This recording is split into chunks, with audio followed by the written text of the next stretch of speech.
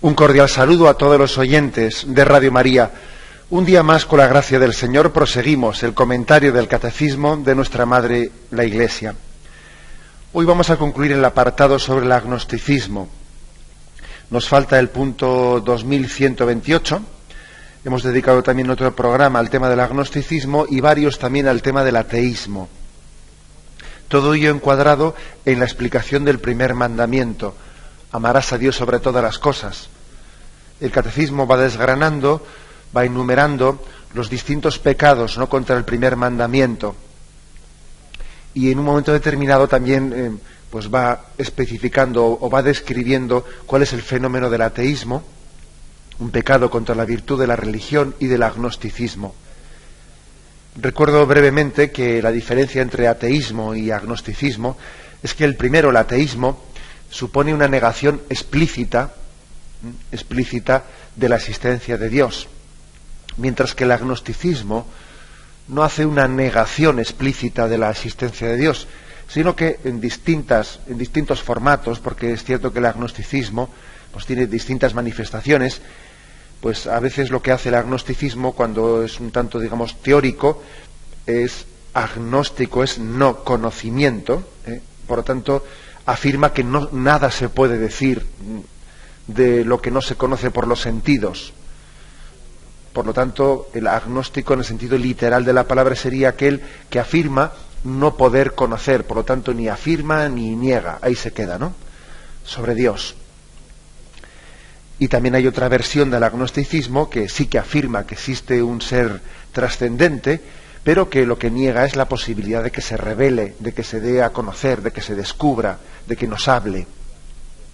Es agnóstico hacia tal cosa, ¿no? Es escéptico, es una especie de escepticismo, ¿no?, en esta versión del agnosticismo. Bien, eso es lo que habíamos explicado básicamente en el día anterior, en el punto 2127. El punto 2128 dice: el agnosticismo puede contener a veces una cierta búsqueda de Dios, pero igualmente puede igualmente representar un indiferentismo, una huida ante la cuestión última de la existencia y una pereza de la conciencia moral. El agnosticismo equivale con mucha frecuencia a un ateísmo práctico. Bueno, también habíamos hecho en el programa anterior el matiz de que, intentando entender el término pues en el sentido más positivo posible, que aquí también la Iglesia hace un gran esfuerzo de intentar ver todo lo positivo que pueda haber en nuestras deficiencias, en nuestras carencias, que podría ser también que una persona agnóstica tuviese también en su agnosticismo una cierta búsqueda de Dios, por cuanto por lo menos ha dado el paso humilde de no ser ateo, de decir, no, yo a Dios no le niego. ¿Quién soy yo para negar a Dios, no? ¿En base a quién le puedo negar? ¿A dónde voy yo afirmando aquí categóricamente, como si esto fuese una especie de dogma, Dios no existe? ¿Pero a dónde voy yo, no? Por lo menos voy a ser un poco humilde, ¿no? Por lo menos no voy a pontificar sobre lo que no estoy seguro. A ver, yo estoy totalmente seguro de que Dios no existe. Entonces, ¿cómo lo puedo afirmar con esa soberbia? Por lo menos me voy a callar y voy a decir que no lo sé, que soy agnóstico, que no estoy seguro. O sea que, bajo este punto de vista, cabe decir, ¿no?, que existe también pues una cierta apertura en esa postura agnóstica en algunas personas, que por lo menos entienden que es demasiado soberbio el negar a Dios. Dicen, oye, por lo menos me voy a callar, ¿no? Y en un por si acaso me estoy equivocando, en ese por si acaso por lo menos voy a ir más humilde por la vida y voy a decir que no estoy seguro o que no soy agnóstico o lo que sea, pero vamos. Bien, porque tiene gracia que los que acusan a los creyentes de creer en dogmas, luego ellos se fabriquen un dogma de la no existencia de Dios y lo afirman, vamos, como si pudiesen tener pruebas de tal cosa, ¿no? Acusan a los creyentes de creer en dogmas y ellos se hacen un dogma de la increencia. Hombre, por lo menos el agnóstico es un poquito más, no sé, puede ser, no digo que lo sean, pero puede ser un poco más humilde en su postura de decir, hombre, no estoy seguro, me voy a callar. O sea, bajo esta perspectiva, dice el catecismo que podría contener una cierta búsqueda de Dios, una cierta postura de humildad. Pero lo frecuente pues no es eso, ¿no? Sino que igualmente dice aquí puede representar, y aquí habla de 3 actitudes, que es lo principal de este punto 2128 y en lo que hoy nos queremos centrar más, 3 actitudes que están detrás del agnosticismo, que son indiferentismo, segundo, huida ante la cuestión última de la existencia, y tercero, pereza de la conciencia moral. Son, digamos, como las 3 características que aquí el catecismo especifica que conforman el agnosticismo. Vamos a describirlas. Indiferentismo. Indiferentismo, la primera. Indiferentismo, indiferencia, por supuesto, nada tiene que ver esto con la santa indiferencia de la que habla San Ignacio de Loyola y otros santos. Nada que ver. Lo que San Ignacio de Loyola o Santa Teresa de Jesús, etcétera, cuando hablan de la indiferencia, se refieren a la santa indiferencia, a que uno en su adhesión únicamente quiere la voluntad de Dios y lo demás le da igual. Cuando Santa Teresa dice, me es lo mismo riqueza que pobreza, salud que enfermedad, agravio o alabanzas, me es lo mismo que yo solamente quiero la voluntad de Dios, esa santa indiferencia, nada tiene que ver aquí con lo que se entiende por indiferentismo. La santa indiferencia en el fondo, digamos, no tiene nada que ver con el indiferentismo nuestro, porque es una santa indiferencia que ante lo que no es indiferente, desde luego, es ante la voluntad de Dios, ¿no? Es una apasionada santa indiferencia, ¿no? Es un sinónimo de corazón libre para seguir a Jesucristo. Nada me ata para seguir a Jesucristo. Es un corazón apasionado. Es lo mismo riqueza que pobreza, salud que enfermedad, calor que frío, lo que sea, no, yo lo que quiero es seguir a Jesucristo. Bien, eso es otra cosa. Lo digo porque, claro, se utiliza la misma palabra y podría confundir a alguien, pero no tiene nada que ver. La indiferencia ignaciana, la santa indiferencia, por eso es bueno poner el nombre de santa indiferencia, pues para no confundir, ¿no?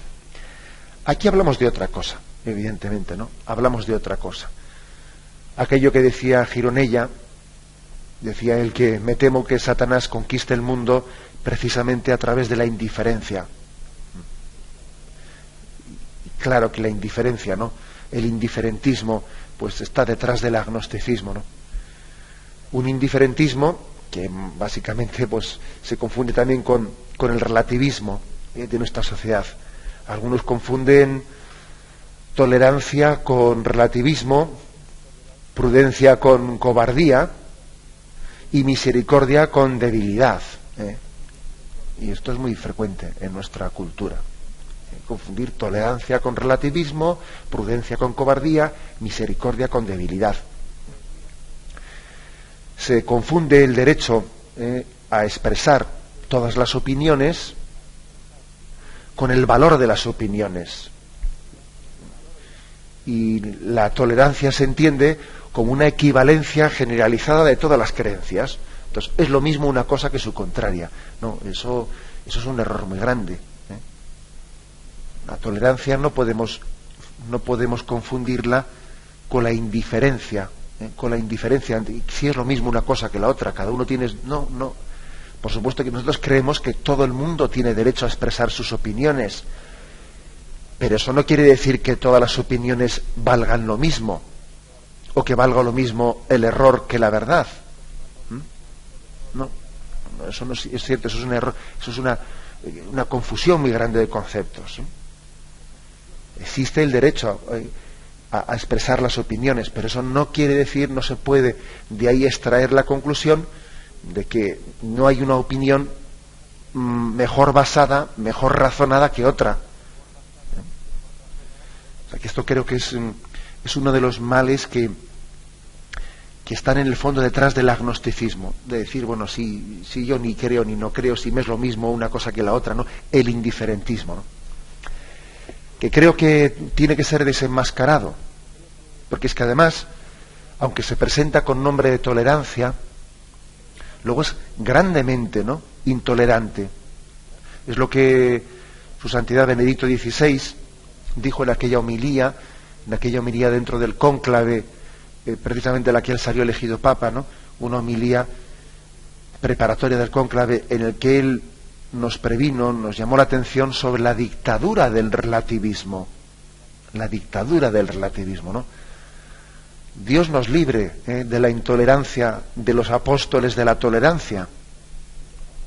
Dicho de otra manera, ¿no?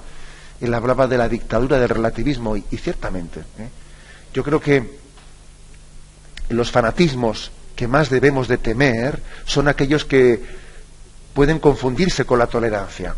Suelen ser casi los peores fanatismos, los que hacen bandera de la tolerancia.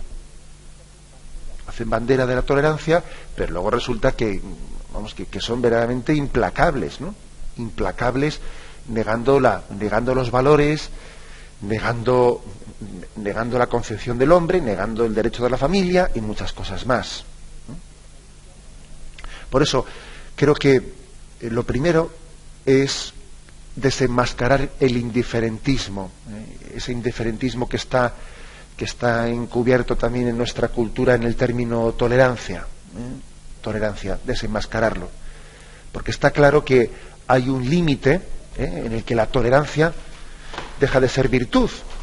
Entonces, bueno, decía Andrés Ollero, catedrático de la Facultad de Derecho de la Universidad Juan Carlos I de Madrid, decía él que el reconocimiento de los derechos no es tarea propia de la tolerancia, sino de la justicia, que es la que exige dar a cada uno lo suyo.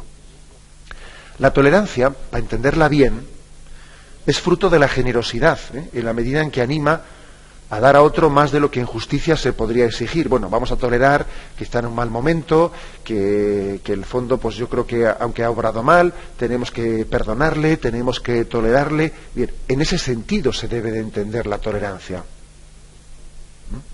Entonces, determinadas conductas en aras de la tolerancia, pues pueden ser eximidas de una sanción penal. Bien, esto es lo correcto. Esto es el término correcto de tolerancia. Bueno, pues mira, esta persona no nos vamos a ensañar con ella, no vamos a ser duros con ella, vamos a eximirle de una sanción, porque mira, también igual está, bueno, pues lo que sea, ¿no? Tenemos una comprensión misericordiosa hacia ella, seamos tolerantes.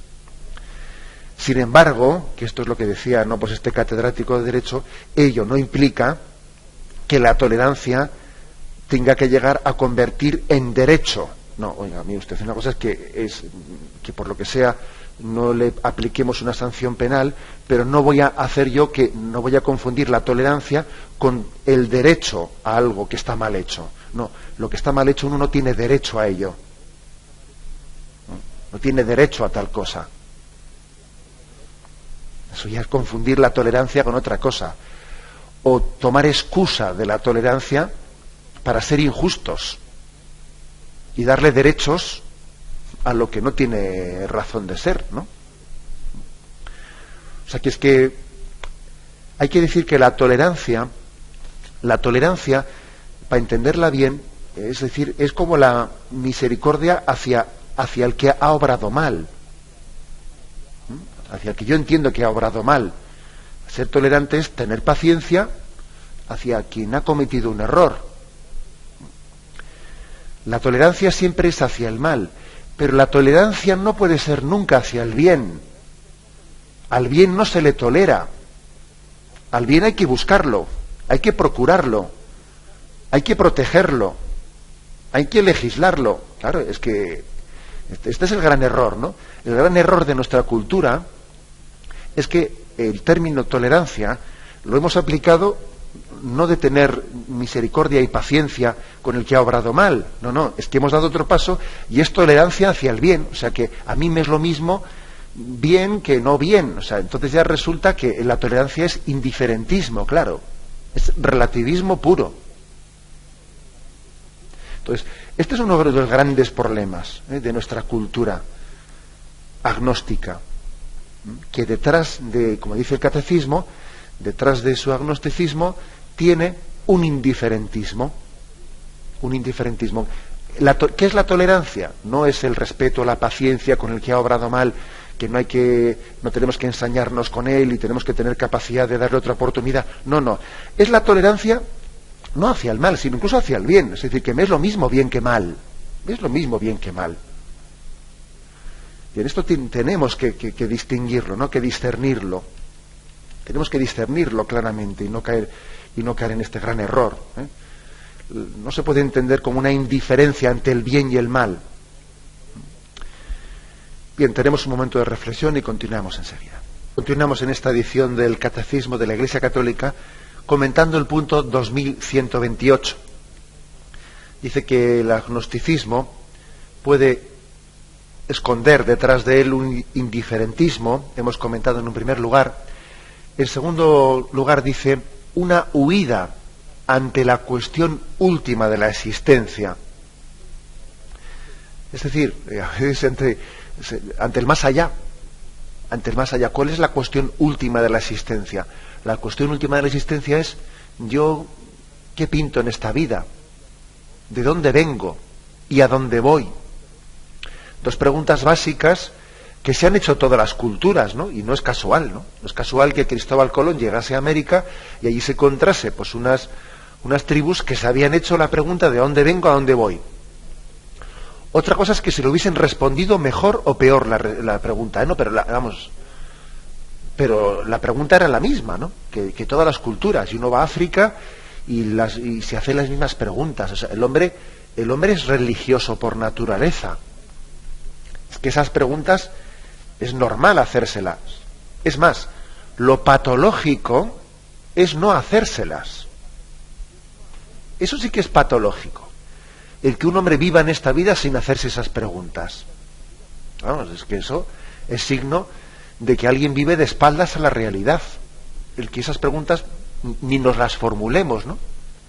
Ni nos las formulemos, o como he dicho yo en alguna ocasión, este mundo parece que está planteado para no pensar, para no hacerte esas preguntas, ¿no? En ese famoso consume y calla.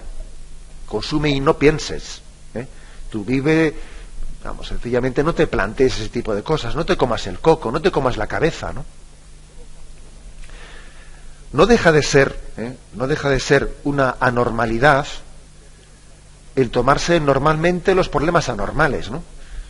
Este pequeño juego de palabras quiere como decir, vamos a ver, no deja de ser una normalidad el que uno diga, pues, ¿qué opinas tú del más allá? Pues no sé, no es un tema en el que piense mucho, no me importa demasiado.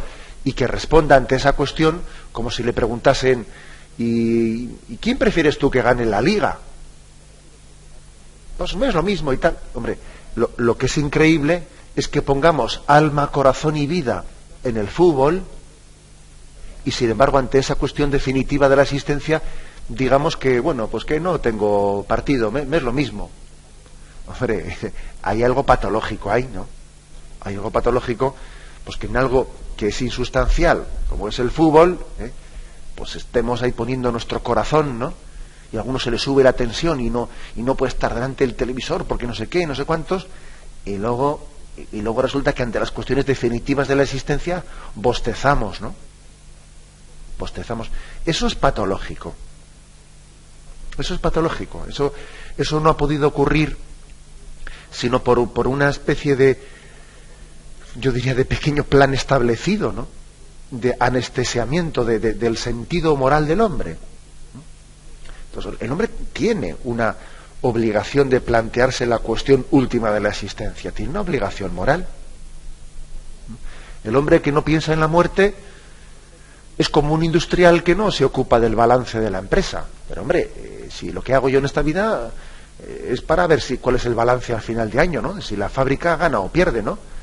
Pues es que diríamos, este industrial está tonto Pero ¿cómo es? Bueno, pues lo mismo estamos nosotros tontos cuando vivimos la vida sin pensar en el balance final. Entonces, claro. O por ejemplo, cuando uno dice, sí, yo sí que creo, ¿no? El más allá de la muerte, pero Pero hombre, no vale con decir que crees, es que esa creencia, o sea, eso es tan importante en la vida que tiene que condicionar tu vida presente. Tiene que condicionarla, ¿no? Pues no es normal que yo diga sí, yo creo en el más allá, pero bueno, ¿no? A ver cuándo llega, pero mientras tanto yo vivo mi vida como si aquello no existiese. Pues tampoco es normal. Tampoco es normal. Porque se trata de algo definitivo. No es una cuestión baladí. Es algo definitivo en nuestra vida. Decía Pascal que solo hay dos clases de personas coherentes. Las que gozan de Dios, porque creen en Él, y los que sufren porque no le poseen. Son dos personas coherentes. Ahora, lo que no es coherente es pues eso, ¿no? El de decir, sí, yo creo, pero vamos, ni sufro, creo, pero estoy alejado de Dios, pero ni sufro siquiera, ¿no? Eso no es coherente. Eso no es coherente. O ni sé si creo y no creo, pero bueno, pues tampoco me quita el sueño. Eso tampoco es coherente. Cuando estamos hablando de preguntas definitivas de la vida, yo tengo que darles una respuesta, ¿no? Una respuesta que sea definitiva. Habéis oído hablar, me imagino, de aquella famosa, de la teoría llamada apuesta de Pascal. Pascal pues era pues un filósofo de estos que buscaban la verdad, ¿no? Que no se conformaban con, pues como hoy en día ocurre, ¿no? Pues con una intrascendencia, ¿no?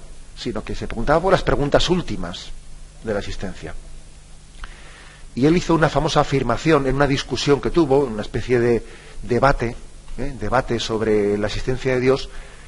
Blaise Pascal pues formuló la siguiente teoría, ¿no? Hablando sobre la creencia en Dios basada en probabilidades, ¿no? Y básicamente lo que él viene a decir, que creer en Dios es la apuesta más segura, ¿no? La apuesta más segura. ¿Cómo lo explicaba él más o menos? Bueno, pues más o menos decía, vamos a ver, tú puedes creer en Dios.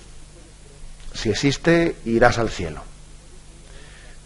Tú puedes creer en Dios. Si no existe, bien, no ganarás nada. Pero tampoco perderás nada. Perderás nada.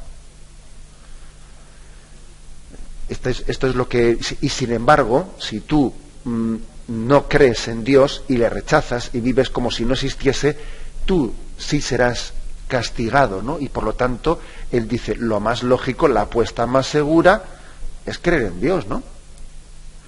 Además, Pascal creía en la moral cristiana, así que creer en Dios y por ende, ¿no?, ser coherente con la religión, aportaba a tu vida actual una moralidad positiva. Una moralidad positiva. O sea que este es un poco lo que él hablaba de la apuesta de Pascal. Hombre, pues no, es verdad que nosotros cuando hablamos de Dios no hablamos de cálculo de probabilidades como hace él, ¿no? Hombre, creemos en Dios pues por la gracia y sin liarnos tanto la cabeza. Pero por lo menos este hombre era coherente y luchaba y buscaba la verdad. O sea que tenemos que bendecir también, ¿no?, a gente como Pascal, que entendía que las preguntas básicas, fundamentales, hay que tomárselas en serio, ¿no? Y entonces él hizo esta famosa cálculo de probabilidades, ¿no? Tú puedes creer en Dios. Si existe, irás al cielo. Tú puedes creer en Dios. Si no existe, no ganarás nada. Tú puedes no creer en Dios. Si no existe, tampoco ganarás nada. Tú puedes no creer en Dios.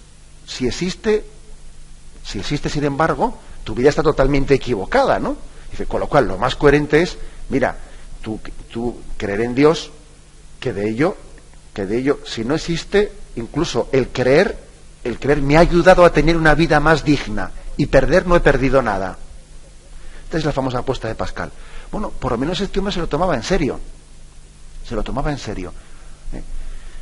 En definitiva, ¿no?, que aquí lo que viene a decir el catecismo es que detrás del agnosticismo hay un no tomarse en serio la cuestión última de la existencia. No tomársela en serio. Y eso es patológico, ¿eh? Es patológico el que el hombre, ante esa cuestión tan trascendente, diga, no lo he pensado. Bueno, no, la verdad es que no me importa mucho. Pero ¿cómo que no te importa mucho? ¿Cómo que no te importa mucho? Es por tanto una llamada a la responsabilidad, ¿no? A la responsabilidad de nuestra vida, lo que también nos refiere aquí el catecismo. Tenemos un momento de reflexión y continuaremos. Concluimos esta explicación del punto 2128. Se nos describe cuáles son los problemas de fondo, ¿no?, que están detrás del agnosticismo. Habla del indiferentismo, de la huida ante la cuestión última de la existencia. Y por último, comentamos ahora una pereza de la conciencia moral. Puede ser también la causa del agnosticismo. Pereza de la conciencia moral. Es un término curioso, tal y como lo describe aquí el catecismo. Bueno, nada que ver con ese refrán que decimos, ¿no?, que la buena conciencia sirve de almohada. Sí, claro, la buena conciencia sirve de almohada, pero sirve de almohada una vez que esa conciencia nos ha apremiado, y nos ha de alguna manera hecho entender que debemos de cambiar nuestros comportamientos, etcétera, y cuando nosotros hemos sido obedientes a la conciencia, entonces sí que sirve de almohada. Para que la conciencia sirva de almohada, hace falta que primeramente la hayamos seguido, le hayamos hecho caso. De lo contrario, no te sirve de almohada, te sirve de despertador, que es distinto. Se dice que la conciencia es como una abeja. Si se la usa bien, te da miel. Si se la usa mal, te clava el aguijón. Te clava el aguijón, ¿no? Porque estás obrando, ¿no? Estás violando tu conciencia con tus comportamientos. Por eso no confundamos lo de la pereza de la conciencia moral, que es un gran mal, claro, con lo de la tranquilidad de conciencia. Claro, la tranquilidad de conciencia es otra cosa muy distinta que lo de la pereza de la conciencia moral. La tranquilidad de la conciencia precisamente es cuando no hemos sido perezosos en nuestra conciencia, cuando la hemos seguido, cuando hemos sido obedientes a ella. Entonces estamos tranquilos de conciencia. Entonces, ¿no? Juan Pablo II, en uno de sus discursos, ¿no?, dirigidos a los jóvenes, les decía: jóvenes, no asfixien su conciencia, tengamos cuidado de no asfixiarla, no anestesiarla, diría yo, que existe también esa tendencia a anestesiar la conciencia para que no nos remuerda, para que no sea como un aguijón de la abeja, ¿no?, que me está recordando cosas, ¿no? La anestesiamos con teorías, con ideologías, con relativismos, ¿no?, para que así no me remuerda la conciencia, se le anestesia. No, tenemos que ser muy humildes, ¿no? Muy humildes para dejarle hablar a la conciencia, dejarle hablar. Y si nos tiene que aguijonear, que nos aguijonee. Y si nos tiene que molestar, que nos moleste, que para eso está. Si nos tiene que escocer, que nos escueza, ¿no? En el fondo, el hombre está llamado a ser dueño de su voluntad, pero esclavo de su conciencia. Dueños de nuestra voluntad y esclavos de nuestra conciencia, ¿no? He aquí todo, yo diría, un plan de vida. Casi nuestra vida se resume en estos términos, ¿no? Sé dueño de tu voluntad, pero esclavo de tu conciencia. Porque claro, aquí hoy en día, por ser dueño de lo que yo hago, se entiende por hacer lo que me dé la gana. No. Sé dueño de tu voluntad, pero esclavo de tu conciencia. Buscando el bien, buscando la verdad última, ¿no? Eso es ser esclavo de tu conciencia. Bueno, pues por eso, digamos, tenemos que permitir a la conciencia que de alguna manera sea nuestra instigadora, que nos moleste. Ojalá nos moleste la conciencia.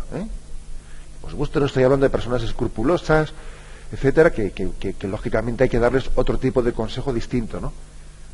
Pero lo lógico, el hombre de nuestros días debería de sentir que la conciencia le molesta más y debería de sentirse más impelido por ella.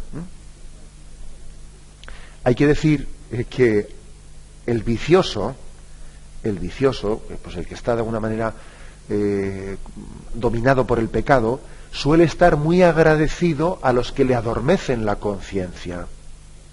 Suele estar muy agradecido. Claro, pues decir, bueno, pues a esto le llamo yo un poco pues lo de anestesiar la conciencia, ¿no? Pues que no me remuerda la conciencia, si alguien me ayuda a anestesiarla, pues le estoy muy agradecido. Luego así, al fin y al cabo, en vez de ser esclavo de mi conciencia, pues hago lo que me da la gana, ¿no? Por eso, si somos inteligentes, si somos santos, tenemos que agradecer que los que son más virtuosos que nosotros nos acudan la conciencia. Ojalá, ¿no?, haya personas cerca de nosotros que nos acudan la conciencia, que viendo sus vidas y sus comportamientos nos lleven a remordernos, que nos remuerda la conciencia. Bendito sea Dios, que para eso está la conciencia, para eso está, ¿eh? Es un don de Dios, que Dios ponga en el camino de nuestra vida personas que viéndolas nos cuestionemos cosas, ¿no?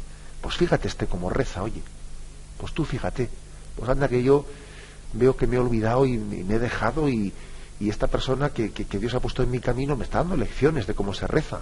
Bendito sea Dios, que tu conciencia te está espoleando, ¿no? Bueno, por eso es importantísimo también, ¿no? Detrás del agnosticismo existe una conciencia anestesiada, una conciencia que no es humilde, ¿no?, buscando la verdad, o un concepto falso de conciencia, ¿eh?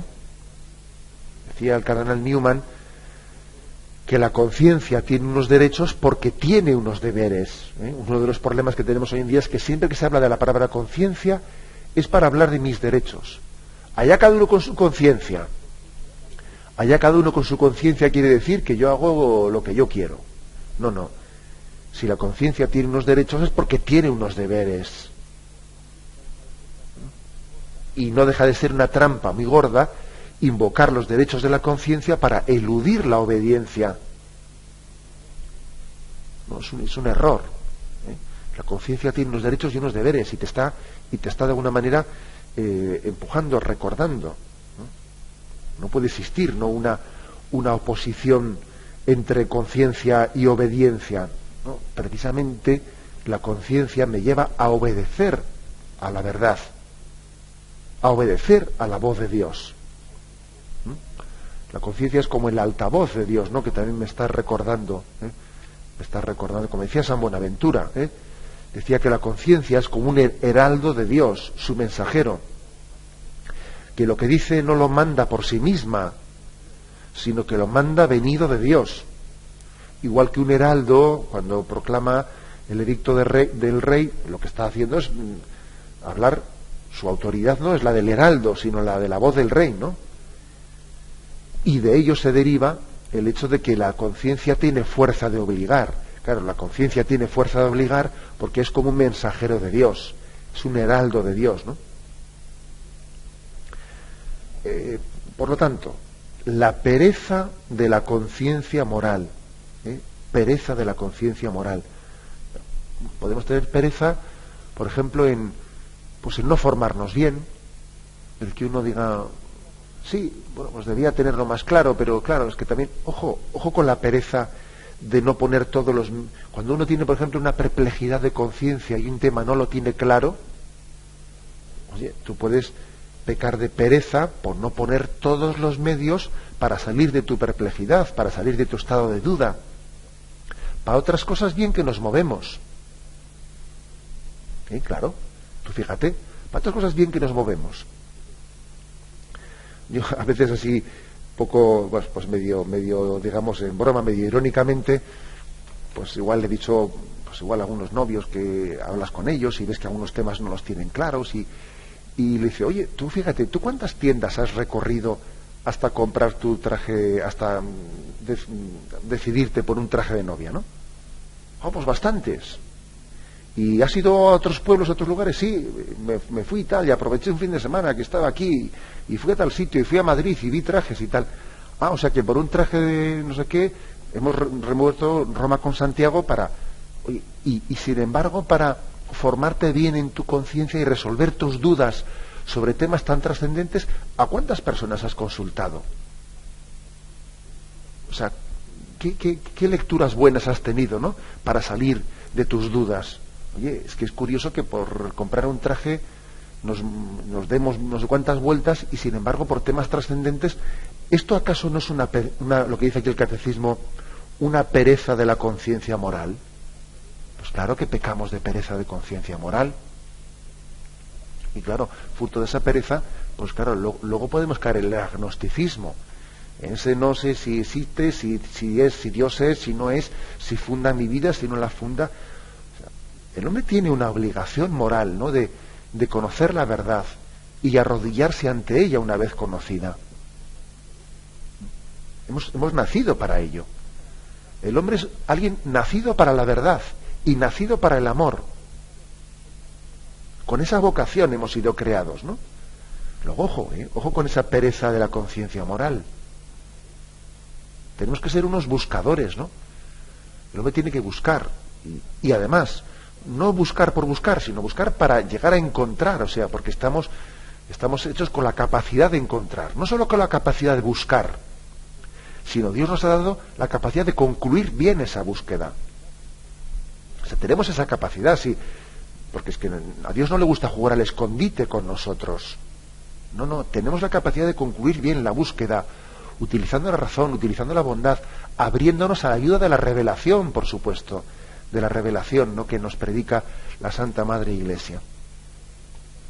Por eso, ¿no?, después de haber explicado este punto 2128, pues como tras el agnosticismo, sí, en alguna ocasión puede esconderse una buena disposición del hombre que también busca a Dios, pero lo más frecuente es que detrás del agnosticismo esté un indiferentismo, una huida de la cuestión última de la existencia, una pereza de la conciencia moral. Termina diciendo que el ateísmo equivale con mucha frecuencia a un ateísmo práctico. Bien, es verdad que claro, es peor el ateísmo que el agnosticismo, porque el ateísmo niega explícitamente a Dios y el agnosticismo no lo niega. Pero ojo, no nos engañemos. Aunque no lo niegue, en el fondo, en la práctica, es un ateísmo práctico. Es un ateísmo práctico porque, en el fondo, te lleva a vivir como si Dios no existiese. En tu no afirmación de Dios, no vale con no negar a Dios, es que hay que afirmarlo. Hay que afirmarlo y hay que ordenar mi vida conforme, ¿no?, conforme a la presencia de Dios, porque Dios no solo es, sino que está presente en mi vida. Y Dios me ha creado y tiene una vocación para mí. Luego, aunque yo no le niegue, aunque yo no sea ateo, si yo mi vida no la vivo de cara a Dios, en el fondo soy un ateo práctico. Soy un ateo práctico, porque vivo como si Dios no existiese. A ver, si resulta que a mí me pusiesen una cámara oculta de esas, ¿no?, una cámara oculta que me hiciese un seguimiento de 24 horas, ¿se me notaría algo mi fe en Dios? ¿O yo vivo como si Dios no existiese? A mí la fe en Dios me configura, me lleva a unos comportamientos prácticos, ¿no?, pues en el trabajo, en mi oración, en mi comportamiento en la familia, ¿no?, me lleva a comportamientos prácticos. Claro, es que, ojo, por supuesto que en teoría es peor el agnosticismo, el ateísmo, ¿no?, que el agnosticismo, que esa postura de ni afirmación ni negación, pero es que al final acaba siendo un ateísmo práctico, porque no vale con no negar a Dios, es que estamos llamados a afirmarle, a amarle y a conformar nuestra vida, ¿no?, conforme a su plan de amor para nosotros. Lo dejamos aquí, y ahora vamos a dar paso a la intervención de los oyentes. Podéis llamar para formular vuestras preguntas al teléfono 917 107 700, 917 107 700. Sí, buenos días, ¿con quién le hablamos? Mire, yo soy un ejecutivo de una empresa, tengo 30 años. Adelante, pues. Y vivo en medio del mundo, es decir, y lo que veo es que, por mucho que rece, la gente está muy lejos de Dios, ¿no? Y veo cosas, y me dicen, y me cuentan cosas, y era un poco para que me diera un poco de optimismo de que esto se puede sacar adelante, porque veo a veces que la gente está muy alejada de Dios y que viven como si Dios no existiera. Y muchas gracias. Bueno, pues la verdad, yo creo, me decía el oyente, ¿no?, que si podíamos darle, pues en medio de esta experiencia dura que tiene él, ¿no? Pues en su mundo de la empresa, pues en ese mundo de la empresa él ve y percibe la experiencia de que la gente vive como si no existiese, etcétera, ¿no? Darle un mensaje de esperanza, me dice él, ¿no? Yo creo que sí hay una esperanza, ¿eh? Y hay una esperanza firme, yo diría, por dos caminos, por el negativo y por el positivo. Por el negativo, yo le diría porque toda sociedad, ¿no?, que está fundada en valores falsos, tarde o temprano va a caer, ¿eh? Igual que vimos caer el comunismo y todos nos quedamos perplejos de ver cómo caía el muro aquel, ¿no?, de Berlín. También aquella imagen que la cuenta la Sagrada Escritura, ¿no?, de aquella estatua de bronce, pero que tenía los pies de barro, que parecía inexpugnable, pero que luego al final, claro, como el metal y el barro no son capaces de hacer una aleación, cayó estrepitosamente y se rompió, ¿no? Es decir, hay que tener también, por una parte, la santa conciencia, la santa paciencia de saber que esta sociedad que se yergue como soberbia frente a la concepción religiosa de la vida, tiene sus días contados, ¿no? Y que el Inmaculado Corazón de María triunfará con toda seguridad, ¿no? En eso tengamos una firme confianza. Ahora, no únicamente porque está podrida en sí misma, porque es que es verdad, ¿no?, que está podrida en sí misma, sino también por un argumento positivo. Y es que en los cristianos está llamado el oyente, ¿no?, que ha hecho esta pregunta, está llamado en ese mundo ejecutivo en el que él vive a ser sal, a ser luz. A veces la sal y la luz pueden ser molestas, pero que no tenga miedo, o sea, esa sal y esa luz es muy necesaria. Luego, por el argumento negativo de que lo que está mal fundado va a terminar cayendo, y por el argumento positivo, que es que yo creo que en este mundo la única esperanza es Jesucristo. Lo veo claramente, ¿no? Luego, tenga confianza, ¿no?, aunque se vea muy solo y aunque tenga esa conciencia de ser el último de la fila, que no es así, no es así. Que sea sal y que sea luz y que lógicamente se apoye, ¿no? Porque claro, no se puede ser cristiano por libre, ¿no? Que se apoye, que busque también en el seno de la Iglesia, pues grupos también y comunidades y lugares de formación intensa para poder ser testigo de Cristo. Adelante, damos paso a un siguiente oyente. Buenos días. Buenos días, monseñor. Buenos días. Soy Anchón de Guipúzcoa y mi pregunta es, frente a un agnóstico, ¿qué podemos responderle cuando él nos pregunta, yo no sé si existe Dios o no existe, pero demuéstrame tú que sí existe para decir que eres creyente? Gracias. De acuerdo. Bien, cuando alguien nos pide, ¿no?, nos pide entrar también en la demostración de la existencia de Dios, nosotros también debemos de tener la buena formación para entrar en tal terreno. Es un tema que aborda el catecismo de la Iglesia Católica. Lo aborda cuando habla de que la razón tiene capacidad de conocer la existencia de Dios. Podemos deducir la existencia de Dios, pues, por ejemplo, del orden del mundo, o de cómo es posible el orden. En el mundo hay un orden que difícilmente se explica sin un ordenador. Nosotros entramos en las cuevas de Altamira y enseguida allí nos hacemos la reflexión. Hombre, aquí alguien ha habido que ha pintado estas pinturas, ¿no? Alguien ha habido, porque aquí tuvo que haber un hombre primitivo que las pintó. Y dice otro, no, hombre, pero esto ha podido ocurrir pues porque aquí casualmente ha habido una reacción química, pues que se ha acabado saliendo sobre las piedras, pero no, hombre, no, pero es que fíjate que está lleno de cebras y de jirafas, y esto todo esto puede ser casualidad. Como hay muchas cuevas en el mundo, pues al final resulta que en una cueva nadie nos creería, diría, pero este está tonto, que esto lo ha pintado alguien. Bueno, pues si eso lo decimos de unos monigotes que están pintados en una pared, ¿qué no cabe decir del orden del mundo? Es que esto puede ser casualidad, hombre. Es impensable que sea casualidad. O sea, tenemos que tener la capacidad también de deducir la existencia de Dios, primero del orden del mundo. Segundo, también de la pregunta por la contingencia, es decir, ¿de dónde viene el ser? De la nada no viene nada. El ser tiene que venir de algún lugar, ¿no? Sin el creador no habría nada. O sea, es decir, que es importante que tengamos una buena formación para dar también argumentos sobre la existencia de Dios. Argumentos racionales, ¿no? Además también de los argumentos más vitales, porque yo creo que hay que conjugar hoy en día argumentos racionales y argumentos vitales, ¿no? Vitales de como la experiencia propia del bien que a uno le ha hecho, ¿no? la existencia de Dios y el bien que nos hace el tener esa conciencia de ser hijos suyos, ¿no? Conjugar los argumentos racionales y los argumentos más vitales de testimonio personal. Adelante, damos paso a un siguiente oyente. Buenos días. Hola, buenos días. Buenos días. Les llamo, soy Soledad de Salamanca. Adelante, Soledad. Mire, es que estoy muy preocupada por lo que se avecina del gobierno que tenemos de todos ser laicos, quitar los signos religiosos, los crucifijos.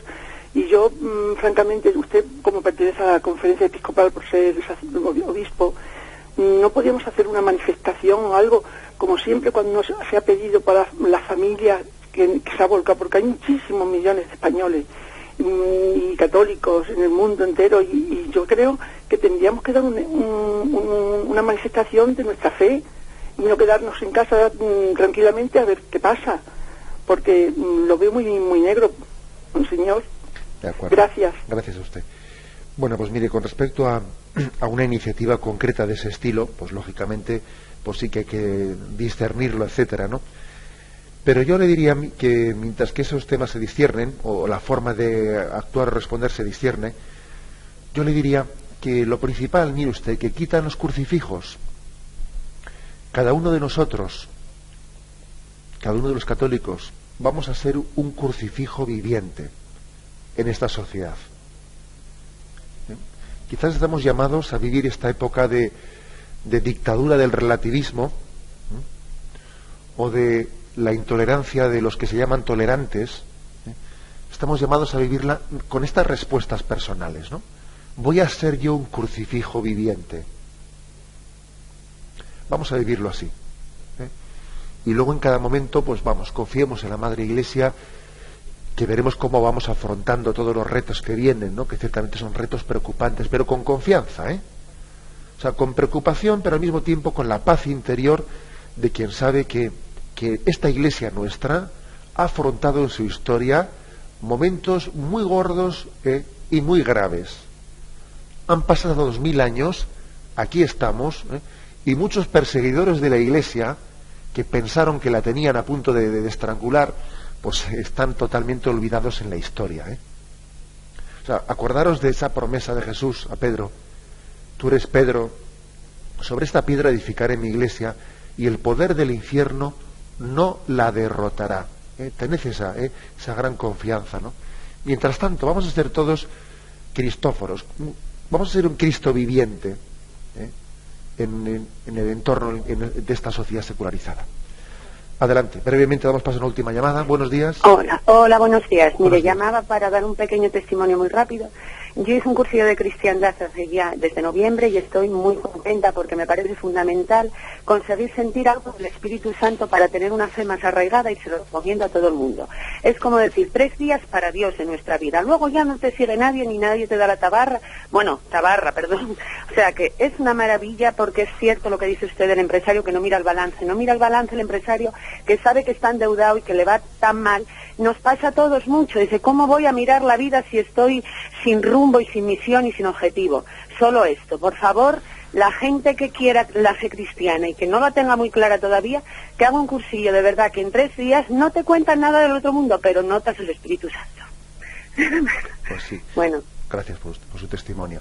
Pues sí, ciertamente, ¿no? En la Iglesia pues tenemos tantas cosas tan hermosas y tantos carismas tan hermosos, y uno de ellos pues son los cursillos de cristiandad, ¿no?